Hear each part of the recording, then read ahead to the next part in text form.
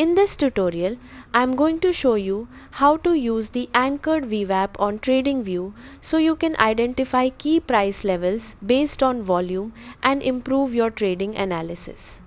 Start by opening Tradingview and loading your chart. For better clarity, you can set your time frame to daily, especially if you want to analyze broader trends.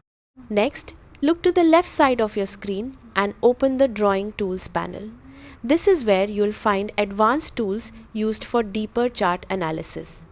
Scroll through the tools until you find the Anchored VWAP under the Measurement or Forecasting section. Click on it to activate the tool. Now choose your anchor point.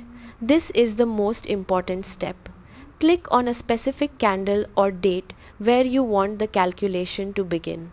For example, you can anchor it to the start of a new month, a breakout point, or a major news event. Once you click, the Anchored VWAP line will appear on your chart and extend forward automatically. This line represents the average price weighted by volume from your selected starting point.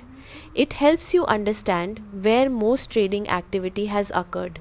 As price moves, you can use the VWAP line to identify potential support and resistance levels. If price stays above the Anchored VWAP, it often suggests bullish strength. If it stays below, it may indicate bearish pressure. You can also add multiple Anchored VWAP lines from different points to compare trends and get a deeper view of market behavior. If needed, you can customize the VWAP settings by clicking on the line and adjusting its color, thickness, or style. With some practice, this tool becomes very powerful for spotting key levels and understanding market direction. And that's it.